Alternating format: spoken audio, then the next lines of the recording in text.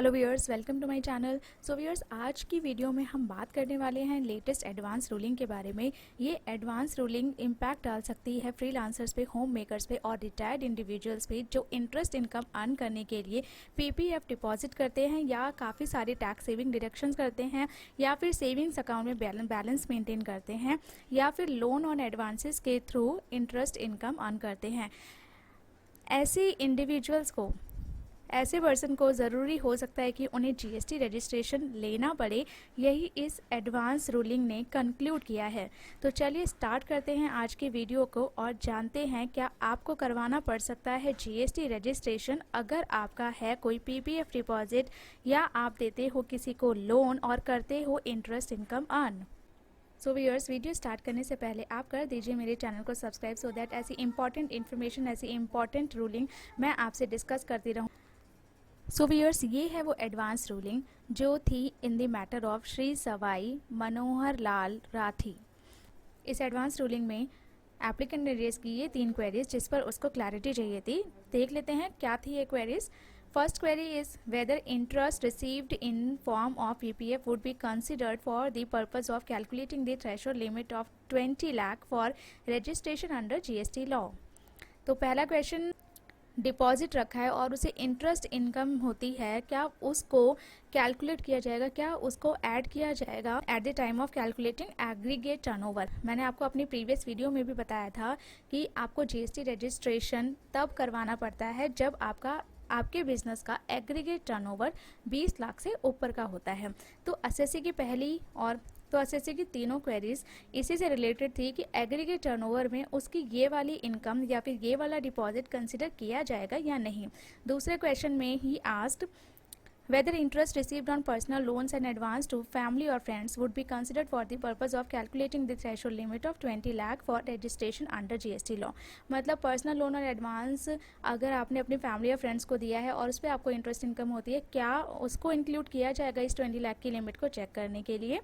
Third question was whether interest received on savings bank account would be considered for the purpose of calculating the threshold limit of 20 lakh for registration of GST law। Savings bank account में जो आप interest receive करते हैं, क्या उसे add किया जाएगा इस 20 लाख की लिमिट को चेक करने के लिए।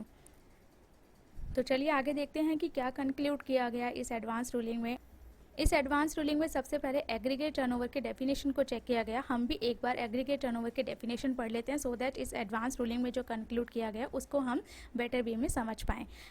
एग्रीगेट टर्नओवर आपका डिफाइंड है section number 2 subsection 6 of CGST act. Section 2 subsection 6 of CGST act आपको क्या बोलता है?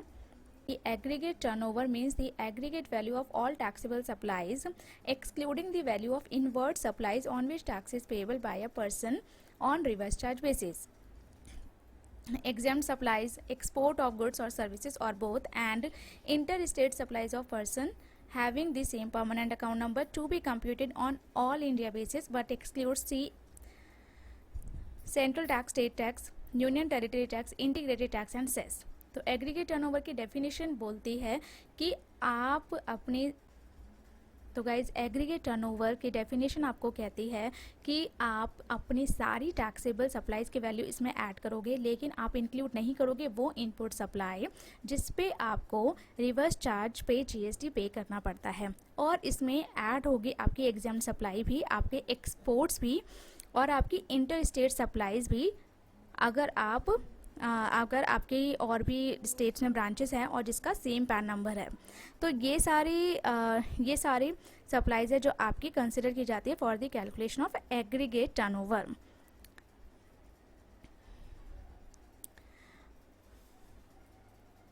अब एडवांस रूलिंग अथॉरिटी ने एग्जाम्ड सप्लाई और नील रेटेड सप्लाई की डेफिनेशन भी चेक की।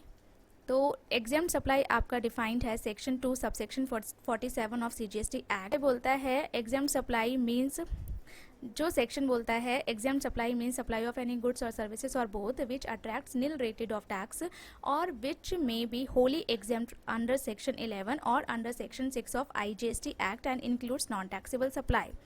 तो एग्जाम सप्लाई आपकी वो सप्लाई होती है जो किसी ना किसी नोटिफिकेशन के थ्रू या फिर किसी ना किसी क्लॉज के थ्रू आपकी नॉन टैक्सेबल कर दी जाती है। नील रेटेड सप्लाई जो होती है वो 0 रेटेड होती है आपकी, बट एग्जाम सप्लाई का रेट हो सकता है, लेकिन वो किसी नोटिफिकेशन की वजह से या फिर किसी एग्जाम्शन की वजह से नॉन टैक्सेबल हो जाती है। तो इस तरह से exempt supply, nil rated supply और एग्रीगेट टर्नओवर की डेफिनेशन को चेक किया गया।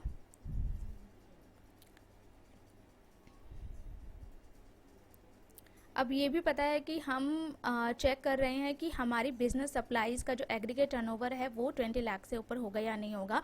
तो हमें सप्लाईज की डेफिनेशन भी इसमें सप्लाई की डेफिनेशन भी इसमें चेक करनी पड़ेगी। तो सप्लाई की डेफिनेशन भी एडवांस रूलिंग अथॉरिटी ने इसमें चेक की है, इसमें एनालाइज की है, और एनालिसिस के बाद कहा है कि supply has 2 important elements. Supply के 2 इम्पॉर्टेंट एलिमेंट्स होते हैं। पहला एलिमेंट होता है कि सप्लाई आपने किसी न किसी कंसिडरेशन के लिए की है, आपको वापसी में कुछ मिल रहा है, आपको कोई कंसिडरेशन मिल रहा है, तभी आपने किसी गुड या सर्विस की सप्लाई की है। आपने ये सप्लाई की है in the course of furtherance of the business, अपने बिजनेस के लिए, अपने बिजनेस में आपने ये गुड्स या सर्विस सप्लाई की है। तो इससे पता चलता है कि इस तरह की सप्लाई के लिए मेरे 2 एलिमेंट्स बहुत इंपॉर्टेंट है, जो है कंसिडरेशन और बिजनेस। बिजनेस यहाँ होना चाहिए और कंसिडरेशन भी होना चाहिए। अब एडवांस रूलिंग अथॉरिटी ने रेफर किया नोटिफिकेशन नंबर 12/2017 और नोटिफिकेशन नंबर 9/2017। ये दोनों ही नोटिफिकेशन आपको बोलते हैं कि आपकी एक सर्विस जो है by way of extending deposits, loans और एडवांसेस, आपने कोई डिपॉजिट रखा है या फिर लोन या एडवांस है आपके, जिस पे आपको इंटरेस्ट इनकम हो रही है, वो आपके जीएसटी से कम्प्लीटली एग्जेम्प्ट होगा, उस पर कोई जीएसटी चार्ज नहीं किया जाएगा। तो वो नोटिफिकेशन भी यहाँ पर एनालाइज किया है एडवांस रूलिंग अथॉरिटी ने। अब देखते हैं आगे क्या कहा। The services regarding interest income are covered under the above notification. Therefore, such services are exempted from payment of GST, and the individual is not required to discharge GST on the activity of providing services by way of extending deposits, loans or advances where the consideration is represented by way of interest. Therefore, in the given case, GST is not leviable on interest income earned by the applicant. तो ये issue तो analyse कर दिया गया कि जो आप वो इंटरेस्ट इनकम अर्न कर रहे हो, उस इंटरेस्ट इनकम पे तो जिस जीएसटी एप्लीकेबल नहीं होगा, इस नोटिफिकेशन के थ्रू उस सर्विस पे लगने वाले जीएसटी को कर दिया गया एग्जेम्प्ट। अब देखते हैं कि रजिस्ट्रेशन के रिक्वायरमेंट पे क्या कहा गया है कि रजिस्ट्रेशन आपको कराना पड़ेगा या नहीं कराना पड़ेगा, क्या एग्रीगेट टर्नओवर में ये डिपॉजिट, ये लोन, एडवांस हमें ऐड करना है, हमें कंसिडर करना है या नहीं। From the above, it is revealed that the applicant is an individual with an annual turnover of more than 20 lakh. Advance ruling में जो एप्लीकेंट ने अपने फैक्ट्स सबमिट किए थे, उन फैक्ट्स के अकॉर्डिंग एप्लीकेंट का टर्नओवर 20 लाख से ऊपर का था, लेकिन उस 20 लाख के टर्नओवर में इंक्लूडेड थे 9 लाख के रेंट इनकम, और बाकी इनकम थी उसकी पीपीएफ की, लोन्स एंड एडवांसेस की। Since the income is interest related, the turnover is exempt from GST. However, the applicant also supplies services of renting of immovable property along with activity of providing services by way of extending deposits, loans or advances where the consideration is represented by way of interest. His turnover from the rent income is 9.84 lakh, and we know that this transaction, renting of immovable property, is chargeable to GST. However, his taxable turnover is only 9.84 lakh. Going by the definition of aggregate turnover, the applicant is required to consider the value of both the taxable supply, that is renting of immovable property, and exempted supply of service provided by way of extending deposits, loans or advances for which they earned interest income, to arrive at aggregate turnover, to determine the threshold limit for the purpose of obtaining registration under the GST Act.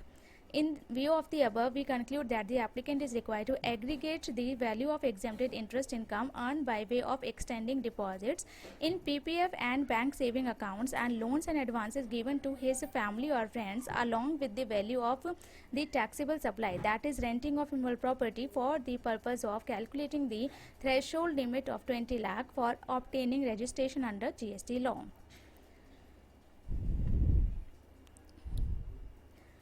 तो इस advance ruling में ये conclude किया गया कि जो आपके पास आपका पीपीएफ है, आपने जो लोन्स एंड एडवांसेस दे रखे हैं अपने फैमिली या फ्रेंड्स को, या फिर आपने सेविंग्स बैंक अकाउंट में डिपॉजिट रखा हुआ है, तो वो सारे भी ऐड किए जाए। एडवांस रूलिंग अथॉरिटी ये कहती है कि एग्रीगेट टर्नओवर की जो डेफिनेशन है वो हमें कहता है कि हमें एग्जाम सप्लाई भी इसमें इंक्लूड करनी है। तो इस एडवांस रूलिंग में जो एप्लीकेंट है उसके केस में वो रेंट भी अर्न कर रहा था, और जब उसका 20 लाख से टर्नओवर ज़्यादा हो गया पिछले साल का, तो उसे रजिस्ट्रेशन लेना ही पड़ेगा। उसे लेना इसलिए पड़ेगा सो दैट रेंट की प्रॉपर जो वो रेंट की इनकम अर्न कर रहा है उस पर वो जीएसटी चार्ज कर सके।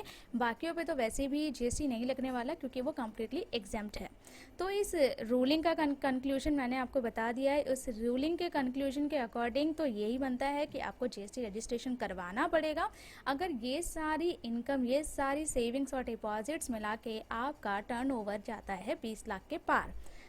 बट मैं ये भी बता दूं, इन माय ओपिनियन थोड़ी सी एडवांस रूलिंग मुझे ठीक नहीं लगती। एडवांस रूलिंग मुझे इसलिए ठीक नहीं लगती क्योंकि यहाँ पर एक पर्सन की पर्सनल सेविंग्स को भी कंसिडर कर लिया गया है एज टर्नओवर। लेकिन टर्नओवर का मतलब तो हमेशा मेरे बिजनेस से रिलेटेड होता है। वो सारी सेविंग्स मेरी बिजनेस टर्नओवर की तरह कंसिडर नहीं की जानी चाहिए। हो सकता है इस एडवांस रूलिंग की वजह से आपको जीएसटी रजिस्ट्रेशन करवाना पड़े, तो आप अपने केस में ये सारी रिक्वायरमेंट चेक कर लीजिए और अगर ज़रूरत है तो आप जीएसटी रजिस्ट्रेशन करवा लीजिए। आई होप आज के वीडियो में डिस्कस की गई रूलिंग आपके लिए यूज़फुल रही होगी, आपको एक इम्पॉर्टेंट इन्फॉर्मेशन मिली होगी। सो गाइज़, अगर आपको ये वीडियो पसंद आया तो आप इस वीडियो को शेयर कीजिएगा और चैनल को सब्सक्राइब कीजिएगा। Thank you for watching this video.